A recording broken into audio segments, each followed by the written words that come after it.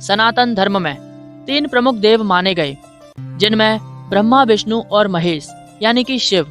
ऐसे में इन देवों की उत्पत्ति को लेकर कई रहस्य बने हुए हैं। जहां ब्रह्मा की उत्पत्ति भगवान विष्णु के नाभि कमल से मानी जाती है, वहीं शिव की उत्पत्ति को लेकर अलग अलग मान्यताएं हैं। शिव पुराण के अनुसार भगवान भोलेनाथ का जन्म नहीं हुआ, वे स्वयंभू हैं, यानी कि स्वयं से उत्पन्न। लेकिन पुराणों में भगवान शिव की उत्पत्ति का वर्णन मिलता है। पुराणों के अनुसार भगवान शिव विष्णु के मस्तक के तेज से उत्पन्न हुए थे। तो आज की इस वीडियो में हम आपको भगवान शिव के बारे में कुछ मिस्टीरियस तथ्य बताने जा रहे हैं, तो इस वीडियो को पूरा जरूर देखना।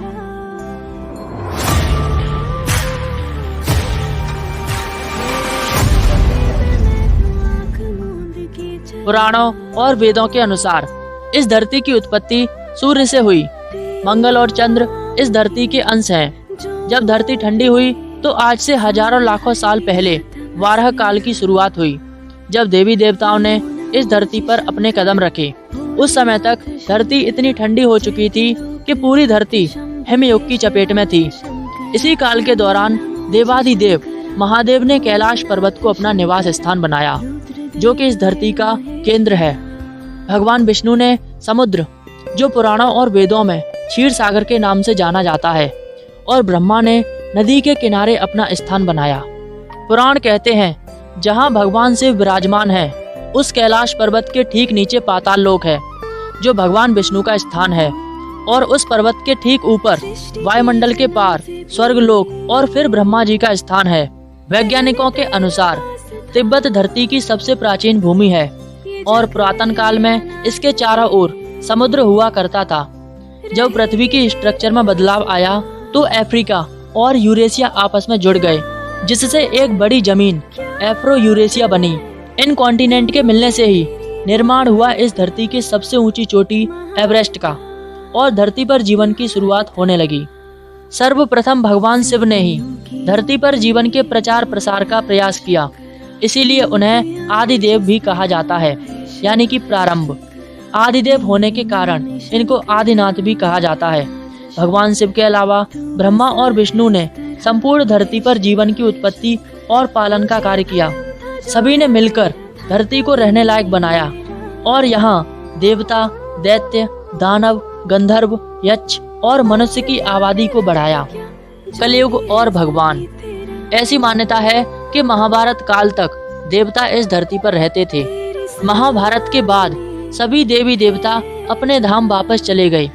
कलयुग प्रारंभ होने के बाद देवता केवल विग्रह के रूप में ही रह गए, यानी कि कलयुग में सिर्फ उनकी विग्रह के रूप में पूजा की जाती है। शिव का रुद्र अवतार। वैदिक काल में भगवान शिव के रुद्र रूप का वर्णन मिलता है। रुद्र और उनके अन्य स्वरूप तथा जीवन दर्शन को पुराणों में देखा जा सकता है। वाराह काल के पूर्व कालों में भी भगवान शिव का अस्तित्व मिलता है। उन कालों में भगवान शिव की अलग लीला थी। सबके प्रिय महादेव। देवी देवता और दानवों में भगवान शिव सबके प्रिय थे। देवताओं और दानवों में हमेशा फाइट चलती रहती। ऐसे में जब भी देवता संकट में आते तो वे देवाधिदेव महादेव के पास जाते, और दैत्यों और राक्षसों सहित देवताओं ने भी भगवान शिव को कई चुनौतियां दी, लेकिन वे सभी भगवान शिव से परास्त होकर उनके समक्ष झुक जाते। इसीलिए भगवान शिव देवों के देव महादेव हैं। वे दैत्यों, दानवों और भूतों के भी प्रिय भगवान हैं। विशालकाय मानव। नेशनल जियोग्राफी की टीम ने सन 2007 में भारत और अन्य जगहों पर 20 से 22 फीट के मानव कंकाल ढूंढे। भारत में मिले कंकाल को कुछ लोग भीमपुत्र घटोत्कच और कुछ लोग बकासुर का कंकाल मानते हैं, लेकिन सनातन धर्म के अनुसार सतयुग में इस तरह के विशालकाय मानव हुआ करते थे। बाद में त्रेता युग में इनकी प्रजाति नष्ट हो गई। पुराणों के अनुसार भारत में भी दैत्य, दानव, राक्षस और असुरों की प्रजाति का अस्तित्व था, जो इतनी ही विशालकाय हुआ करती थी। भारत में मिले इस कंकाल के साथ एक शिलालेख मिलता है। यह उस काल की ब्राह्मी लिपि का शिलालेख है। इसमें लिखा है कि ब्रह्मा ने मनुष्यों में शांति स्थापित करने के लिए इस विशेष आकार के मनुष्यों की रचना की।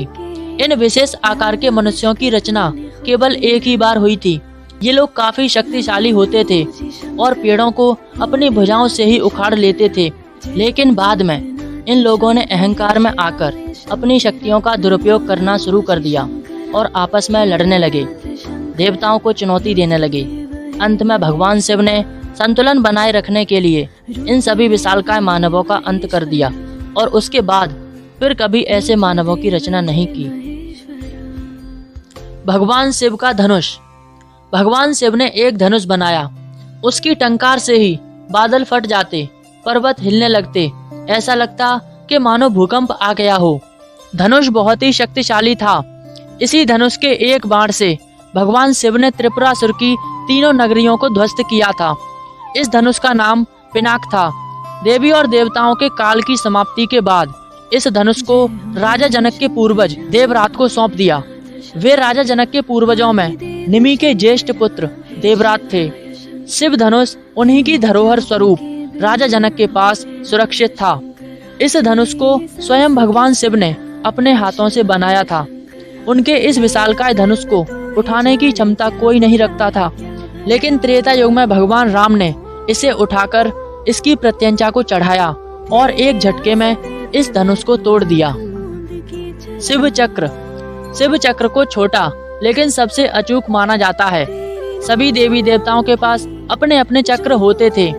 उन सभी के अलग अलग नाम थे और भगवान शिव के चक्र का नाम भवरेंदु था। भगवान विष्णु के चक्र का नाम कांता चक्र और सुदर्शन चक्र भगवान कृष्ण के नाम के साथ अभिन्न रूप से जुड़ा हुआ है।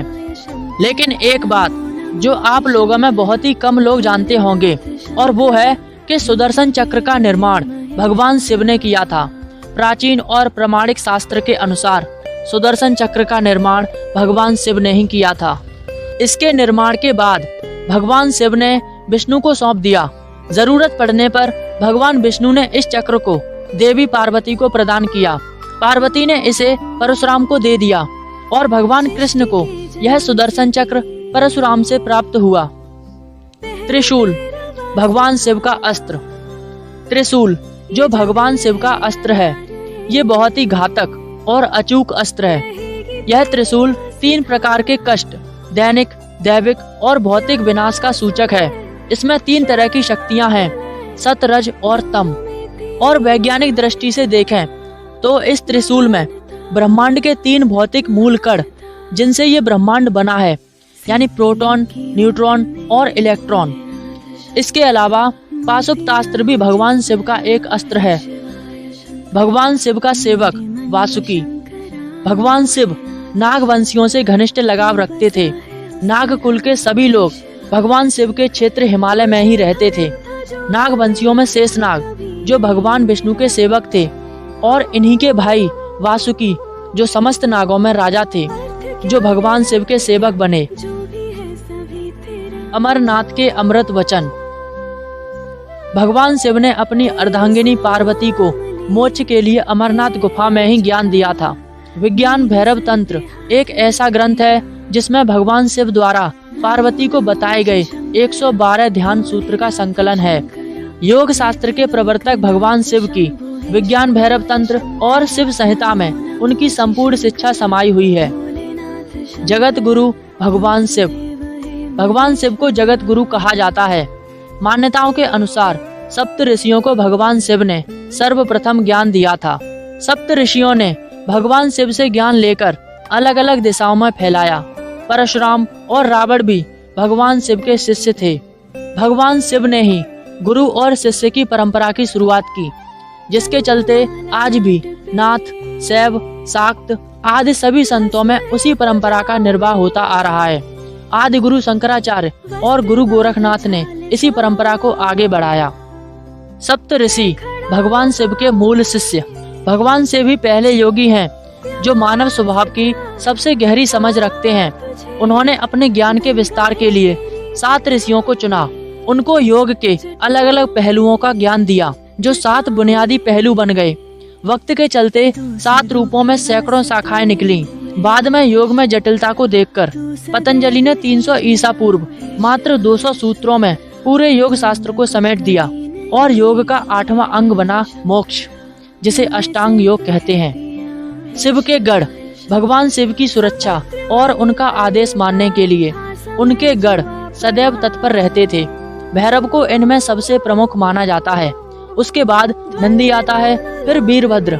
इसलिए जब भी शिव मंदिर को स्थापित किया जाता है तो उनकी रक्षा के रूप में नंदी, भैरव और वीरभद्र की प्रतिमा भी स्थापित की जाती है। शिव की गुफा। भगवान शिव ने एक असुर को वरदान दिया कि वह जिसके सिर पर हाथ रखेगा वह भस्म हो जाएगा। इसी वरदान के कारण उस असुर का नाम भस्मासुर पड़ा। तो उसने सबसे पहले भगवान शिव को ही भस्म करने की सोची। अब भस्मासुर से बचने के लिए भगवान शिव ने अपने त्रिशूल से पहाड़ियों में एक गुफा बनाई। फिर बाद में भगवान विष्णु ने भस्मासुर का अंत किया। माना जाता है कि वह गुफा आज जम्मू से 150 किलोमीटर दूर त्रिकुटा की पहाड़ियों में मौजूद है। इन पहाड़ियों को देखने से ही मन शांत हो जाता है। राम और शिव का युद्ध। श्री राम के आराध्य देव भगवान शिव हैं। फिर राम भगवान शिव से युद्ध कैसे कर सकते हैं? पुराणों के एक दृष्टांत के अनुसार यह युद्ध भगवान श्री राम ने अश्वमेध यज्ञ के दौरान लड़ा। यज्ञ के अश्व ने कई राज्यों को भगवान श्री राम की सत्ता के अधीन किए। इसी बीच यज्ञ का अश्व देवपुर पहुंचा, जहां राजा वीरमणि का राज्य था। वीरमणि ने भोलेनाथ की तपस्या कर उनसे उनकी और उनके पूरे राज्य की रक्षा का वरदान मांगा। महादेव के द्वारा रक्षित वरदान होने के कारण कोई भी राजा उनके राज्य पर आक्रमण करने का साहस नहीं करता था। जब यज्ञ का अश्व उनके राज्य में पहुंचा तो वीरमणि के पुत्र रुक्मांगद ने उसे बंदी बना लिया। ऐसे में अयोध्या और देवपुर में युद्ध होना तय था। महादेव ने अपने भक्त को मुसीबत में जानकर वीरभद्र के नेतृत्व में नंदी, भृंगी सहित अपने सभी गणों को भेज दिया। अब एक तरफ थी श्री राम की सेना और दूसरी तरफ भगवान शिव की सेना। अब युद्ध तो भयानक होने ही वाला था। वीरभद्र ने एक त्रिशूल से राम की सेना के पुष्कल का मस्तक काट दिया। दूसरी तरफ भृंगी आदि गणों ने राम के भाई शत्रुघ्न को बंदी बना लिया। बाद में हनुमान भी जब नंदी के शिवास्त्र से पराभूत होने लगे तो सभी ने राम को याद किया। अपने भक्तों की पुकार सुनकर श्री राम तत्काल लक्ष्मण और भरत के साथ वहां पहुंच गए। श्री राम ने सबसे पहले शत्रुघ्न को मुक्त कराया, उधर लक्ष्मण ने हनुमान को।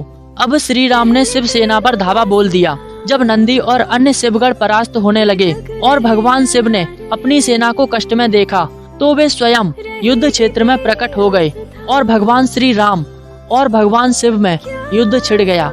भयंकर युद्ध के बाद श्री राम ने पाशुपतास्त्र निकालकर भगवान शिव से कहा, हे प्रभु, आपने ही मुझे वरदान दिया है कि आपके द्वारा प्रदत्त इस अस्त्र से त्रिलोक में कोई पराजित हुए बिना नहीं रह सकता। इसलिए हे प्रभु, मैं आपकी आज्ञा और इच्छा से मैं इसका प्रयोग आप पर ही करता हूँ। ये कहते हुए भगवान श्री राम ने वो महान दिव्यास्त्र भगवान शिव पर चला दिया। वो अस्त्र सीधा महादेव के हृदय स्थल में समा गया और भगवान रुद्र इससे संतुष्ट हो गए।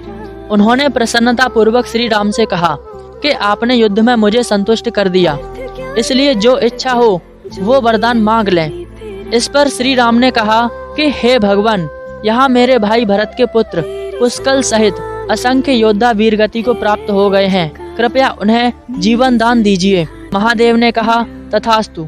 इसके बाद भगवान शिव की आज्ञा से राजा वीरमणि ने यज्ञ के अश्व को भगवान श्री राम को लौटा दिया और श्री राम ने वीरमणि को उनका राज्य सौंपकर शत्रुघ्न और बाकी सभी सेना के साथ अयोध्या वापस चल दिए।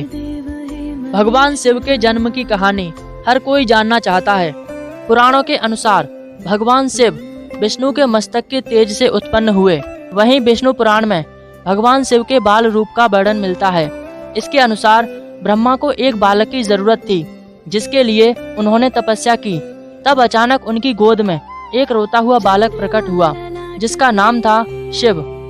ब्रह्मा जी ने उस बालक से रोने का कारण पूछा तो उसने जवाब दिया कि उसका नाम ब्रह्मा नहीं है, वह इसीलिए रो रहा है। तब ब्रह्मा ने उसका नाम रुद्र रख दिया, यानी रोने वाला। लेकिन भगवान शिव तब भी शांत नहीं हुए। फिर ब्रह्मा ने उन्हें दूसरा नाम दिया, लेकिन शिव को वह नाम भी पसंद नहीं आया। इस तरह ब्रह्मा ने शिव को चुप कराने के लिए 8 नाम दिए और भगवान शिव इन्हीं 8 नामों से जाने गए। ये 8 नाम हैं रुद्र, सर्व, भाव, उग्र, भीम, पशुपति, ईशान और महादेव।